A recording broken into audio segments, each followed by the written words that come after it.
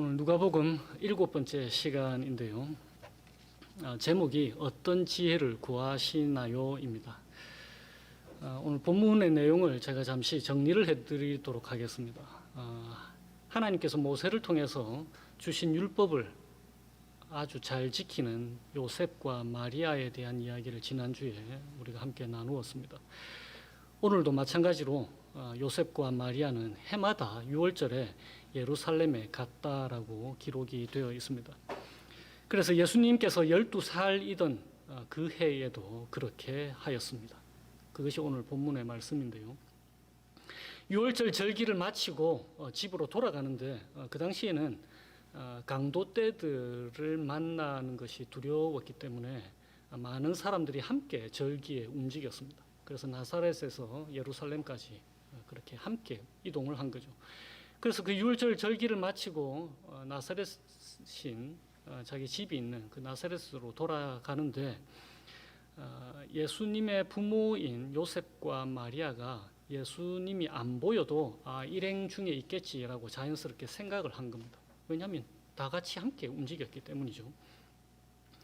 그런데 하룻길을 간 후에야 비로소 예수님을 찾습니다. 안 보여가지고. 그래서 사람들에게 묻지요. 우리 애 못 봤는겨? 절대 서울말을 했을 거라고 상상하지 마십시오. 왜냐하면 나사렛은 시골 변두리거든요. 그래서 경상도 말이 좀 더 자연스러울 겁니다. 친척들과 친지들 가운데 애타게 찾는데 잘 안 보이는 거예요. 48절에 이렇게 기록되어 있잖아요. 아이야, 어찌하여 우리에게 이렇게 했느냐? 보라, 네 아버지와 내가 근심하여 너를 찾았다.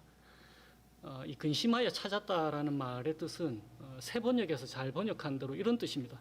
얘야, 네 아버지와 내가 너를 찾느라고 얼마나 애를 태웠는지 아느냐? 이런 한탄인 거예요. 자녀가 한번 눈앞에 안 보여 본 적이 있는 부모라면 이 마음을 이해를 할 겁니다. 성인이 없어져도 부모는 놀라게 되어 있잖아요. 요즘 이렇게 아주 뉴스에 자주 떠오르는 손정민 군의 실종 사건, 그 이야기가 뉴스로 나왔을 때에 그 부모의 마음을 한번 생각해 보세요.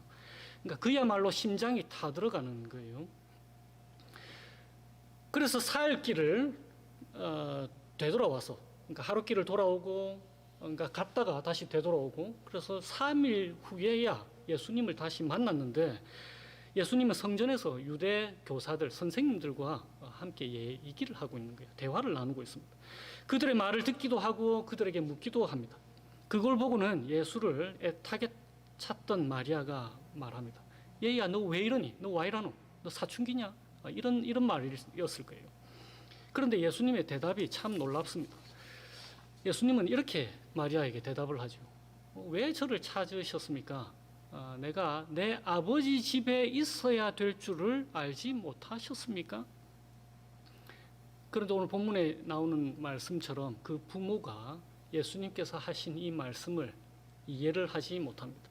무슨 뜻인지를 알지를 못하는 거죠. 요셉과 마리아처럼 우리도 하나님을 자주 이해하지 못합니다. 하나님께서 하시는 일을 우리는 짐작조차도 하지 못할 때가 아주 많이 있습니다. 특별히 코로나 시대인 지금은 우리는 사실 한 치 앞도 내다보지 못합니다. 왜 하나님께서 이런 시련과 역경을 우리에게 주셨는지 사실 우리는 잘 모릅니다. 물론 잘 안다고 말하는 사람들도 있습니다. 왜 코로나가 우리에게 닥쳐왔는지를 그걸 해석해내는 사람들이 많이 있죠. 하지만 그것들은 모두 우리 수준에서의 추측에 불과합니다. 우리는 어떤 경우에 그 사건이 일어났을 때 아주 오랜 시간이 지나서 하나님의 뜻을 분명하게 이해할 때가 있기도 합니다. 그러나 대부분의 경우에는 우리는 하나님의 뜻을 이해하려고 하는 시도조차도 못할 때가 많아요. 그만큼 하나님의 뜻은 우리의 생각보다 깊고 넓고 또한 아주 높습니다. 마치 부모의 마음을 자녀들이 전혀 헤아리지 못하는 것과 비슷한 겁니다. 코로나 시대 이전에도 우리는 우리의 삶과 미래에 대해서 잘 몰랐습니다. 가까운 미래조차도요. 그러니까 원래도 잘 몰랐는데 코로나가 우리 어지러운 삶에 다가온 겁니다. 그것이 더해지면서 더 잘 모르게 된 겁니다. 한 달 뒤에 혹은 1년 뒤에 미국과 한국 경제가 회복이 될지 아무도 몰라요. 코로나가 백신으로 잘 통제가 될지 사실 우리는 잘 모릅니다. 아이들 학교는 완전히 열리게 될지, 그리고 혹시라도 투자를 한 사람들, 비트코인 어떻게 될지, 주식 투자한 거 어떻게 될지 사실 우리가 잘 알지 못합니다. 비즈니스 하는 사람들 어떤 걸 하면 될지, 그 다음에 고등학교 졸업한 사람들, 대학교 졸업한 사람들 어떻게 해야 될지, 앞으로 내가 무슨 직장을 구해야 될지, 어떤 일을 해야 할지, 그리고 대학에 들어가는 사람들은 무슨 전공을 선택을 해야 할지, 우리의 자녀들의 앞날이 어떻게 될지, 이 아이들이 우리가 없는 세상에서도 잘 살 수 있을지 사실 우리는 그것들에 대해서 한치도 모릅니다. 우리가 모르는 것이 너무 많은 거예요. 왜 하나님은 이런 일들을 우리에게 허락하시는 걸까? 이런 것들에 대해서 우리는 참으로 무능합니다. 예수님을 직접 키운 요셉과 마리아를 한번 생각해 보세요. 이들은 가장 가까이에서 지켜보았던 사람들입니다. 같이 식사도 하고 예수님을 가르치기도 했을 겁니다. 깔깔 웃으면서 물놀이도 같이 했을 것이고, 숨바꼭질도 했을 것이고, 공놀이도 하고, 그 다음에 예수님이 동생들 얼마나 잘 돌보는지도 지켜봤을 거고, 공부하는 것, 부모님 일 도와주는 것 다 지켜봤을 거예요. 이렇게 봐온 부모도 예수님을 제대로 이해하지 못하고 있는 거예요. 그런데 요셉과 마리아의 이 무지와 인간의 한계는 오늘 본문의 예수님의 지혜와 한없는 대조를 보입니다. 오늘 본문의 핵심 메시지는 성전에서 가르치는 선생들조차도 놀랍게 여기는 예수님의 지혜입니다. 그걸 오늘 본문이 강조를 하는데요. 왜 제가 이렇게 말씀을 드리냐면, 우리가 그동안 성경의 구조에 대해서 여러 번 제가 말씀을 드려왔잖아요. 오늘 이 본문도 교차 대구법입니다. 첫 절과 마지막 절이 지금 같은 구절이잖아요. 40절과 52절이 예수님이 육체적으로 튼튼히 자라가며 지혜로 충만하고 하나님의 은혜가 그와 함께 있다라는 말씀으로 되어 있습니다. 52절에 사랑스러워 갔다. 이 말은 헬라어의 은혜와 사랑, 40절에 나온 그 은혜라는 단어와 52절의 사랑이라는 단어, 그 헬라어 단어가 똑같은 단어예요. 그러니까 40절과 52절은 예수님이 육체적으로 튼튼히 자라며 지혜로 충만하고 하나님의 은혜가 그와 함께 있다라는 것을 동일하게 말씀해 주는 것입니다. 그리고는 그 다음 절 41절 42절이 끝에서 두 번째 절인 51절과 동일한 얘기를 합니다. 41절 42절에는 예수님과 부모가 예루살렘으로 간 이야기, 그리고 51절은 예수님과 부모가 예루살렘에서 나사렛으로 돌아가는 이야기가 대꾸를 이루는 거죠. 율법대로 예수님과 그 부모가 유월절을 지키기 위해서 예루살렘으로 갔고, 그리고 51절에는 예수님이 그 율법대로 그 부모에게 순종한 것을 묘사해 주고 있습니다. 그리고는 43절과 50절을 비교를 해보시면은 예루살렘에 머무신 예수님을 알지 못하는 예수님의 부모에 대한 이야기를 합니다. 그리고는 그 다음 절인 44절과 45절, 그리고 그거의 대꾸를 이루는 49절에는 예수님을 찾아 헤매는 부모에 대한 이야기, 알지 못하는 그 부모에 대한 이야기가 나옵니다. 그리고는 46절과 48절에는 선생님과 대화하는 예수님과 부모와 대화하는 예수님의 이야기가 나오고, 한가운데 47절에 사람을 놀라게 하는, 여기서 놀라게 하는 것은 경탄하게 하는 뜻입니다. 사람들을 경탄하게 하는 예수님의 지혜와 대답을 묘사해 주고 있습니다. 그러니까 오늘 본문의 구조는 처음과 끝, 그리고 한가운데에 예수님의 지혜를 얘기하면서 그의 부모도 잘 알지 못하는 예수님의 지혜를 강조해 주는 것입니다. 우리는 누가복음 1장과 2장에서 예수님께서 다윗의 자손이고 또 그리스도로 나셨다라는 것을 함께 나누었습니다. 다윗의 자손이면서 그리스도라는 말이 무슨 말인가 하면 그리스도는 기름 부음 받은 자라는 뜻이잖아요. 그러니까 왕과 제사장과 선지자가 기름 부음 받은 그리스도인데 다윗의 자손이면서 그리스도라는 뜻은 그가 다윗의 자손 이스라엘 왕으로 나셨다라는 뜻입니다. 그리고는 그러니까 1장과 2장에 그 말씀을 기록하고 오늘 본문으로 이어지는 거예요. 다윗의 자손 그리스도, 이스라엘의 왕으로 나신 그분의 이야기가 펼쳐지고 오늘 본문에 지혜에 대한 이야기가 나오는 것입니다. 그런데 이게 무슨 말씀일까요? 무슨 뜻일까요?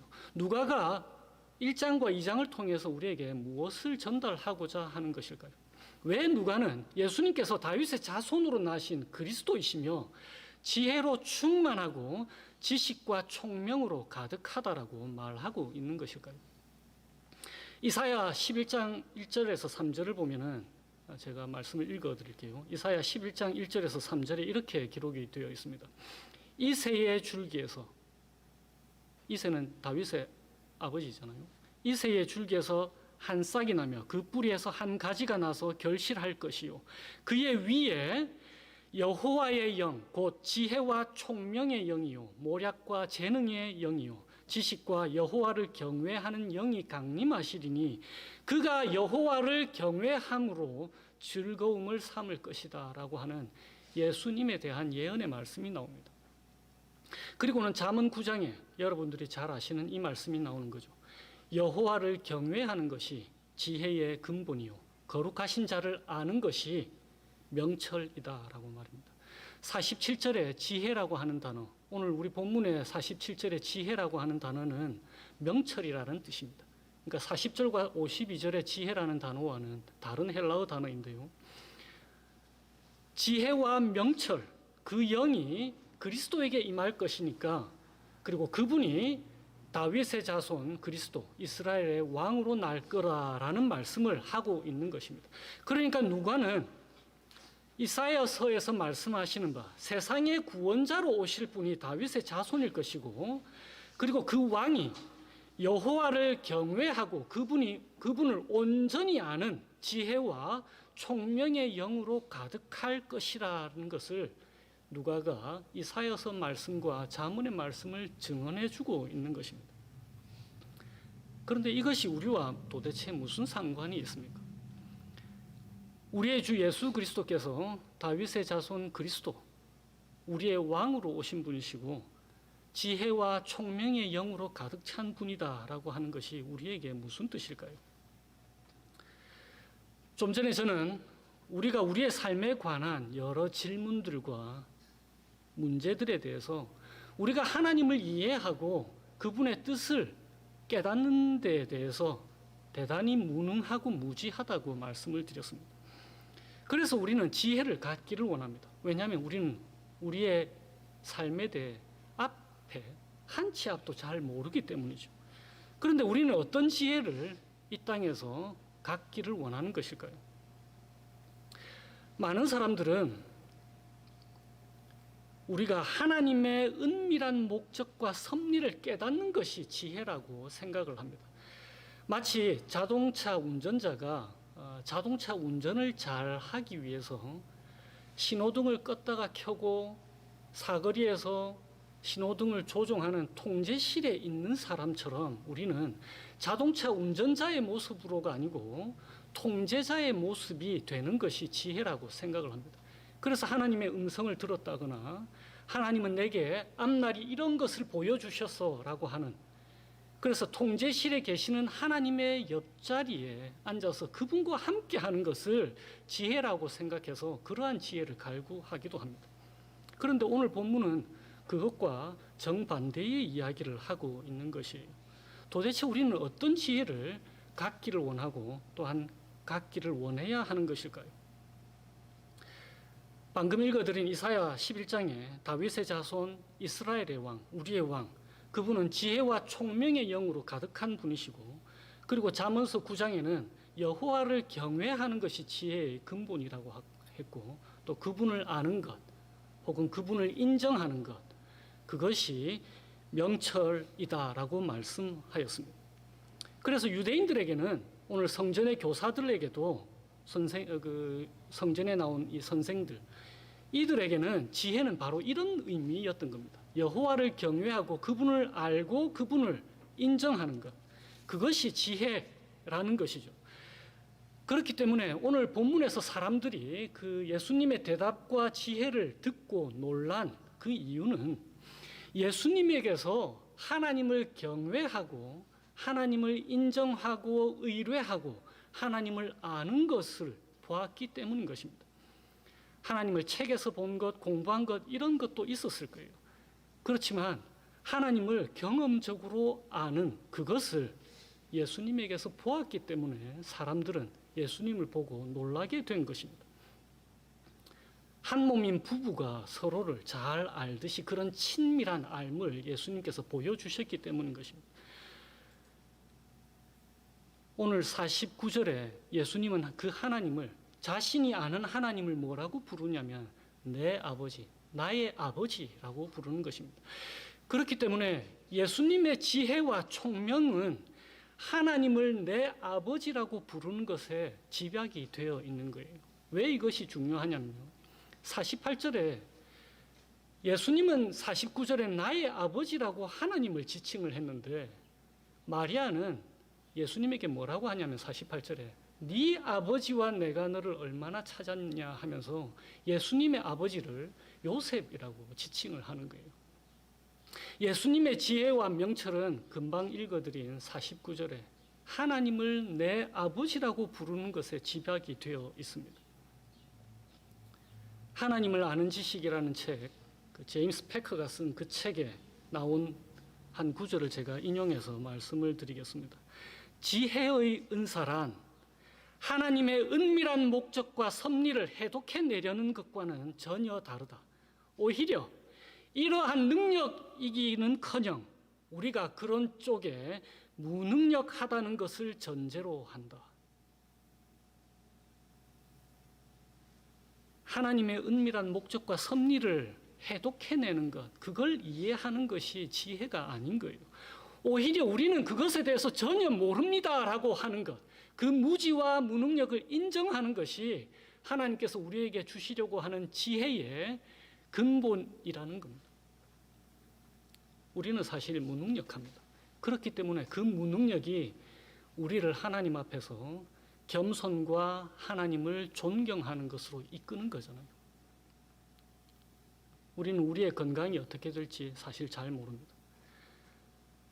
정신적인 고통으로 당하는 우리의 그 고통이 해결될지 사실 우리는 잘 몰라요. 착한 사람들이 정신적인 고통을 더 당하는 것, 세상을 보면은 사실 우리는 세상이 아주 불합리해 보입니다. 태풍이 오고 장마가 져서 고통을 당할 때 사실 이 땅에서는 헐벗고 굶주리고 가난한 사람들이 더 고통을 당해요. 우리는 이런 일들에 대해서 사실 하나님이 왜 그렇게 하시는지 사실 아무것도 알지 못합니다. 그런데 이런 무능력이야말로 하나님께서 우리에게 주시려고 하는 지혜의 전제이며 시작이라는 것입니다. 그것을 오늘 본문이 우리에게 말씀해 주는 거예요. 지혜는 하나님의 모든 지식을 공유하는 것이 결코 아닙니다. 오히려 지혜는 하나님이 지혜로우시다라는 것을 인정하는 거예요. 우리는 무지하고 무능력하지만 하나님이 지혜로우시기 때문에 시종일관 하나님의 말씀에 의지하고 그 말씀에 비추어서 하나님을 의뢰하고 우리의 삶에 그분을 인정하는 것, 그것이 바로 지혜인 것입니다. 금방 읽은 이사야서 11장 1절에서 3절, 이게 속한 단락인 이 이사야서 11장에서는 다윗의 자손 이스라엘 왕, 지혜와 총명의 영이 충만하신 이 그리스도께서 세상을 공의로 다스릴 평화의 왕이라는 것을 증거해 줍니다. 그런데 거기에서 그치지 않고 이사야서 11장에는 이런 말씀이 있습니다. 물이 바다를 덮음같이 여호와를 아는 지식이 세상에 충만할 것이다. 어떻게 해요?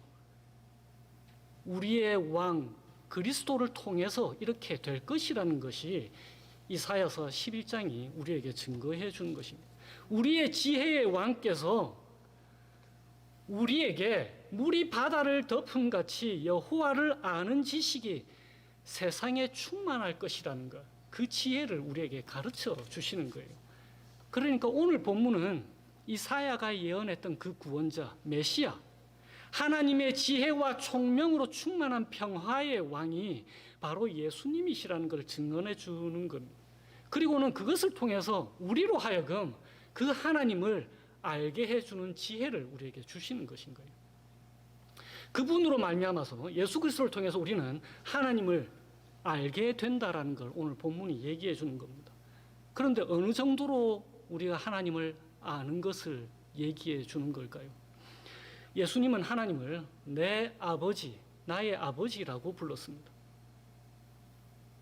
이 예수님을 통해서 물이 바다를 덮음같이 여호와를 아는 지식이 세상에 충만할 것이다. 다시 말하면 하나님의 자녀들이 모두 여호와 하나님을 잘 알게 되는데 어느 정도의 잘 알미냐면은 예수님이 하나님을 나의 아버지라고 부르신 것처럼 우리로 하여금 하나님을 나의 아버지라고 부르는 그 알무로 초대하신다는 거예요.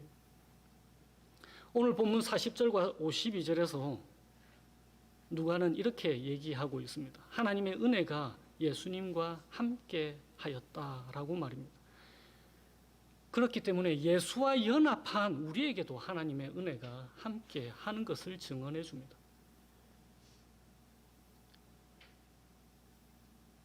하나님을 앞에서 보면서도 우리는 사실 알지 못하고 살 때가 많이 있습니다. 깨닫지 못하는 우리인 거죠. 요셉과 마리아처럼 하나님을 잘 몰라서 엉뚱한 곳에서 엄청 애를 태우면서 우리는 하나님을 찾아 헤매기도 합니다. 세상사 돌아가는 것에 우리 지혜를 동원해서 해결하려고 하기도 하고 이해하려고 하는 시도를 이제 우리는 더 이상 안 해도 되는 것입니다. 왜 그러냐면 바로 하나님이 우리 아버지이시기 때문에 그렇습니다.